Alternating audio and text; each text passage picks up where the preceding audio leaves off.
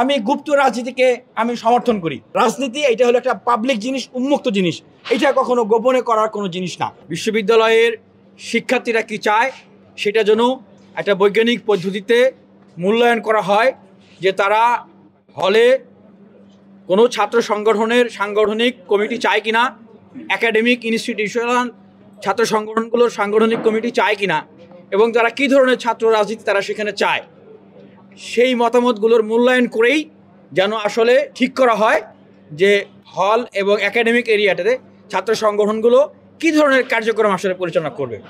দ্বিতীয়ত, আমরা ছাত্রদলের যে হল কেন্দ্রিক সাংগঠনিক কমিটি প্রকাশ করা, এই কমিটি প্রকাশ করার যে উদ্দেশ্য সেটাকে আমরা আখ্যায়িত করেছি। এটা যকসুর তফসিল ঘোষণা করার পরপরই এইভাবে করে কমিটি প্রকাশ করে শিক্ষার্থীদের বিরুদ্ধে যাওয়া, শিক্ষার্থীরা অভ্যুত্থানের সময় যে একটা সোশ্যাল কন্ট্রাক্ট এসেছিল সেই বুঝে শুনে সেই কন্ট্রাক্টটাকে ব্রেক করা, এটা ডাকসু নির্বাচনের পরিস্থিতি, ডাকসু নির্বাচনটাকে বানচাল করার একটা ষড়যন্ত্র। আপনারা সুস্পষ্টভাবে লক্ষ্য করেছেন, একদিক থেকে তারা ঠিক এই সময়টাতে কমিটি প্রকাশ করলো, আরেক দিক থেকে গণতান্ত্রিক ছাত্র সংসদ নামে যে ছাত্র সংগঠন তাদের নেতৃবৃন্দরা সংবাদ সম্মেলন করে সেটার বিরোধিতা করলো।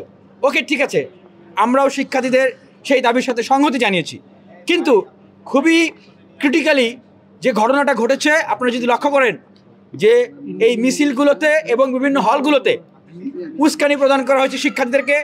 হলগুলোতে দেখবেন যে পানির ফিল্টার, সংগঠনের নাম, লোগো কিছু ছিল না, সেগুলোতে ক্রস চিহ্ন দেওয়া, জুতা মারা, ইভেন ছাত্রদলেরও অনেক পানির ফিল্টার, এই ধরনের জিনিসকে ভেঙে ফেলা হয়েছে এবং শিক্ষার্থীদেরকে উত্তেজিত করা হয়েছে। মানে একটা সহিংস পরিস্থিতি তৈরি করে, সংঘাত সহিংসতা তৈরি করে ডাকসু নির্বাচনকে বানচাল করা একটা প্রজেক্ট তৈরি করা হয়েছিল। আমরা স্পষ্টভাবেই বলতে চাই যে 5 আগস্টের পর থেকে প্রত্যেকটা ছাত্র সংগঠনই এবং অনেক ব্যক্তিরা বিভিন্ন হলগুলোতে তারা কিন্তু বিভিন্নভাবেই কার্যক্রম পরিচালনা করেছেন। ছাত্র দলও কিন্তু মেয়েদের হলগুলোতে মেডিকেল সেবা দিয়েছেন, ছেলেদের হলগুলোতে পানির ফিল্টার দিয়েছেন এবং বিভিন্ন ধরনের কাজ করেছেন। শিক্ষার্থীরা কিন্তু প্রতিক্রিয়া জানায় নাই, কিন্তু যখন তারা হলগুলোতে কমিটি দিল শিক্ষার্থীরা আতঙ্কিত হয়ে শিক্ষার্থীরা কিন্তু তাদের প্রতিক্রিয়া জানিয়েছে। এটা আমি মনে করি যে বাংলাদেশ জাতীয়তাবাদী ছাত্রদল শিক্ষার্থী বান্ধব না হতে পারা, শিক্ষার্থীদের পালস বুঝতে না পারা এবং ডাকসু নির্বাচনকে বানচাল করার জন্য এই কাজটা করেছে।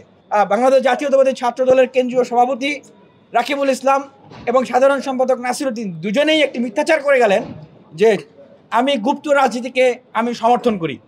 দেখেন, ঢাকা বিশ্ববিদ্যালয়ের এই মাটিতে আমি চ্যালেঞ্জ করে বলতে পারি, আমি যতদিন শিক্ষার্থীদের অধিকার নিয়ে গেস্ট রুম, গণরুম, শিক্ষার্থীদের আবাসন সংকট থেকে শুরু করে গণতান্ত্রিক অধিকার, ভোটের অধিকার এবং এই পিএসসি সংস্কার, এই ডাকসু নির্বাচন সহ যতগুলো দাবিতে আমি আন্দোলন করেছি এবং যতবার মার খেয়েছি, জেলে গিয়েছি, ছাত্রদল এত বৃহৎ সংগঠন হয়েও তারা সেটা করতে পারে নাই।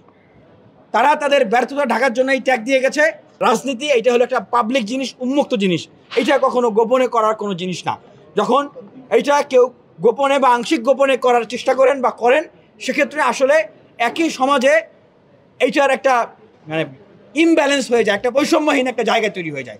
সেই জায়গাটাতে আমরা আমাদের স্পষ্ট অবস্থান ব্যক্ত করেছি যে বাংলাদেশ ইসলামী ছাত্র শিবির তাদের যে বিগত সময়ের যে কমিটিগুলো, সেই কমিটিগুলো যেন তারা প্রকাশ করে এবং বর্তমান সময়ে তাদের কমিটি আছে কিনা, কমিটি যদি থেকে থাকে তারা অবশ্যই শিক্ষার্থীরা যেটা চায়, শিক্ষার্থীদের চাওয়া অনুযায়ী সেইভাবে যেন তারা তাদের কার্যক্রম পরিচালনা করে।